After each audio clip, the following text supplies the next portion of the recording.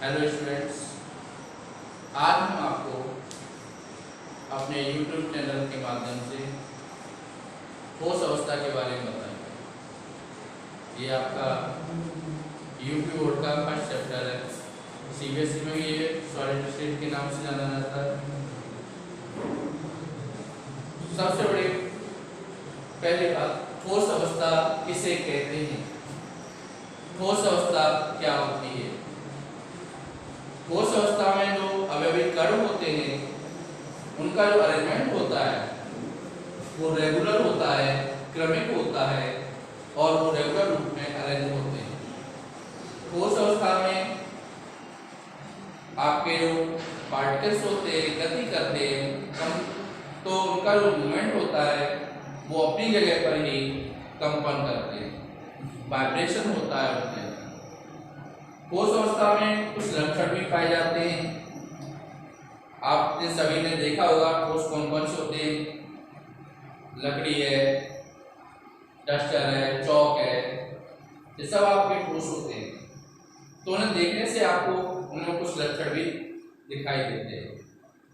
जैसे जो ठोस के अवयवी कण होते हैं उनके अणुओं के मध्य प्रबल अंतरकण बल पाया जाता है। यानी उनके अणु आयन परमाणु जो आपस में जुड़े होते हैं उनके मध्य में प्रबल अंतरकण बल पाया जाता है। उस बल के द्वारा वो बंधे रहते हैं। ठोस, द्रव, गैस, अगर हम इन तीनों का कंपैरिजन करें, इन तीनों की तुलना करें तो हम देखेंगे कि ठोस के कण जो होते हैं बहुत नजदीक होते हैं, बहुत पास होते हैं। द्रव के कण उससे थोड़ा दूर होते हैं और गैस के कण बहुत अधिक दूरी पर होते हैं।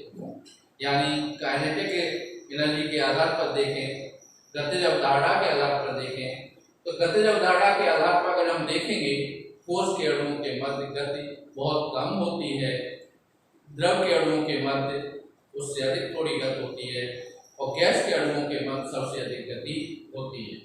तो ठोस के जो कण होते हैं बहुत ज्यादा क्लोरीन पैक्ड होते हैं, उनके मध्य दूरी भी कम होती है। इसलिए ठोस के जो पार्टिकल्स होते हैं वो अपने उसी जगह पे कंपन करते हैं जिस जगह वो फिक्स होते हैं, उसी स्थान पर उनका वाइब्रेशन होता है, कंपन होता है। इनके जो लक्षण होते हैं सामान्य, तो इनके जो अवयवी कण होते हैं जिनसे ये मिलकर बने होते हैं, ऐसे कणों के मध्य में प्रबल अंतरकण बल पाया जाता है। अगर ये कणों के बीच में बल कमजोर होगा तो ये दूर दूर चले जाएंगे, लेकिन इन कणों को आपस में बांधे रखने के लिए जो बल आवश्यक होता है वो बहुत ही अधिक प्रबल होता है। उस बल को प्रबल अंतरकण बल कहते हैं। ठोस के कण, अगर हम इस चौक को देखें तो इस चौक में ठोस के कण बहुत ही ज्यादा क्लोरीन पैक्ड हैं। यानी कि हम कह सकते हैं कि ठोस के अवयवी कणों के मध्य जो दूरी होती है वो न्यूनतम होती है, सबसे कम होती है। गैस के अणुओं में सबसे ज्यादा होती है, द्रव में उससे कम होती है, यानी ठोसों से ज्यादा होती है और गैस से कम होती है। लेकिन ठोस में जो सब दूरी है वो सबसे अधिक कम होती है। चौक है, इसकी आकृति कैसी है? निश्चित है। डस्टर है, डस्टर की शेप अगर देखो इसकी आकृति कैसी है? निश्चित है। तो हम ये कह सकते हैं इनकी जो आकृति होती है वो निश्चित होती है। ठोस की आकृति आपकी शेप होती है निश्चित।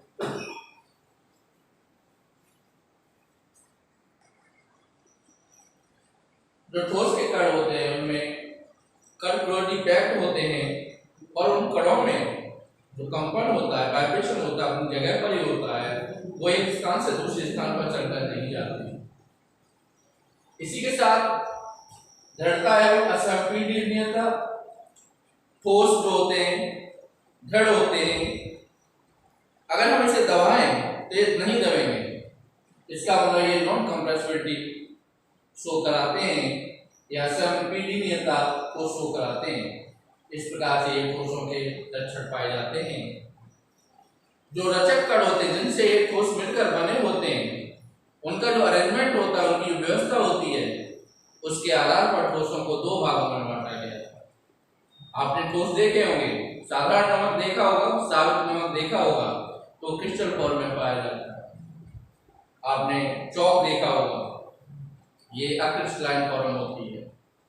तो इसी आधार पर जो रचक कण होते हैं उनका जो अरेंजमेंट होता है, उनकी जो व्यवस्था होती है जिनसे मिलकर बना होता है, उस व्यवस्था के आधार पर ठोसों को दो भागों में बांटा गया है। एक आपके कहलाते हैं क्रिस्टलीय ठोस और एक आपके कहलाते हैं अक्रिस्टलीय ठोस।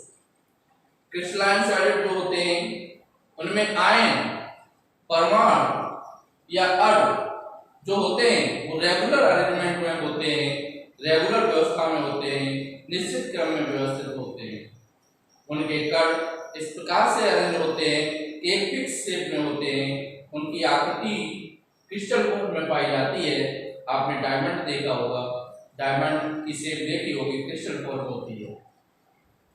सोडियम क्लोराइड नमक भी आपने देखा है, सावित नमक, जो आप पिसा हुआ नमक खाते हैं, मैं उसकी बात नहीं कर रहा हूँ, जो सावित नमक होता है उस नमक की बात कर रहा हूँ।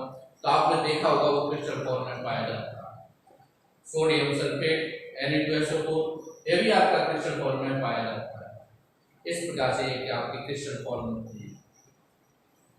क्रिस्टलीय ठोसों में कुछ लक्षण पाए जाते हैं, क्रिस्टलीय ठोसों में लक्षण पाए जाते हैं।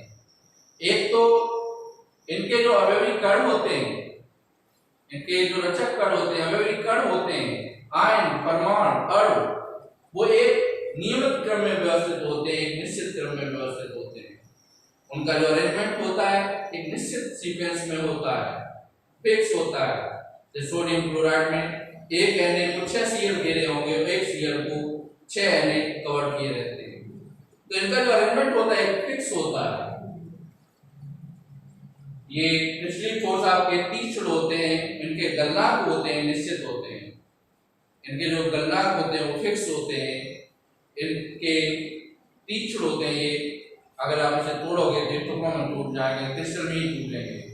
तो ये तीक्ष्ण होते हैं और इनके गलनांक भी निश्चित होते हैं।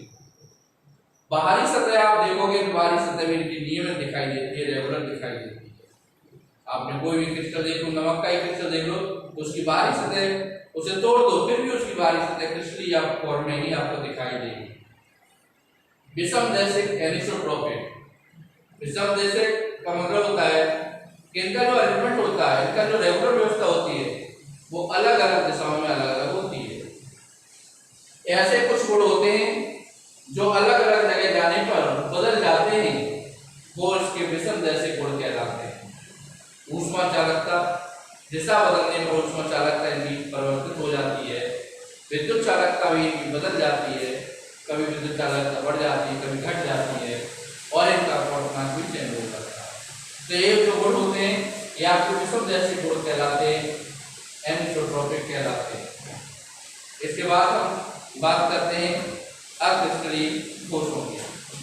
तो अक्रिस्टलीय ठोस होती है नॉन क्रिस्टलाइन सॉलिड। अक्रिस्टलीय ठोसों में अवयवी कण होते हैं वो रेगुलर व्यवस्था में अरेंज नहीं होते, इनका अरेंजमेंट रेगुलर नहीं होता है, ये नियमित भी नहीं होते हैं। इसमें आपका एग्जांपल के तौर पर प्लास्टिक आता है, रबर आता है, कांच आता है। कांच आप देखने से ऐसा लगता है कि ये क्रिस्टल फॉर्म है, लेकिन कांच आपका क्रिस्टल फॉर्म में नहीं पाया जाता है। कांच आपका जो है वो उसमें बहने का भी गुण होता है। कभी आपने पुराने दरवाजे खिड़की देखे हों तो पुराने दरवाजे खिड़कियों में क्या होता है, नीचे अगर हाथ फैला के देखोगे वहाँ हल्का सा खुरदरा महसूस होगा। तो वहाँ पे क्या होता है कि कांच पे से धीमे धीमे, बहुत स्लो प्रोसेस होती है, तो धीमे धीमे वो वहाँ पे इकट्ठा हो जाता है, जिससे वो सॉलिड होता है। तो कांच जो होता है उसमें बहने की प्रॉपर्टी पाई जाती है और इसके फ्लो होता है। इसके अलावा कांच जो होता है आपका क्रिस्टल फॉर्म नहीं है, अक्रिस्टलीय फॉर्म में पाया जाता है। इसके अक्रिस्टलीय ठोसों में कुछ लक्षण पाए जाते हैं। अक्रिस्टलीय ठोसों के कौन कौन से लक्षण होते हैं? सबसे पहला तो एक पॉइंट आता है कि नियमित क्रम में व्यवस्थित नहीं होते हैं, यानी इसके जो रचक कण होते हैं, अवयवी कण होते हैं, और ये आपके नियमित क्रम में व्यवस्थित नहीं होते, नियमित अरेंजमेंट इनका नहीं होता। ये इनके जो गलनांक होते हैं, गलनांक फिक्स नहीं होते हैं, इनके ये तीक्ष्ण भी नहीं होते हैं, ना इनके गलनांक, अगर हम चौक को तोड़ दें तो ये आसानी से टूट जाता है, पाउडर जैसा बन जाता है। इसका मतलब ये तीक्ष्ण नहीं है, और इनका जो मेल्टिंग पॉइंट होता है वो भी फिक्स नहीं होता है, तो इनका जो गलनांक है वो फिक्स नहीं होते। इनकी जो बाहरी सतह भी जैसे क्रिस्टल में बाहरी सतह एक सी दिखाई देती है हर क्रिस्टल में, लेकिन यहाँ पे इनकी बाहरी सतह एक सी नहीं होती है, बाहरी सतह इनकी नियमित नहीं होती है। इसमें एक प्रॉपर्टी और पाई जाती है समदेशिक प्रॉपर्टी के तात्पर्य ये होता है कि किसी भी दिशा में चले जाओ वो गुण चेंज नहीं होते, वो हमारे समदेशिक गुण कहलाते हैं, आइसोट्रोपिक कहलाते हैं।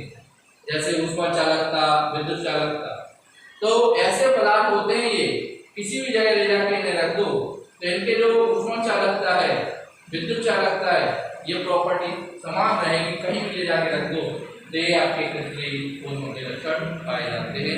इस प्रॉपर्टी को कहते हैं समदेशिक आइसोट्रोपिक प्रॉपर्टी कहते हैं।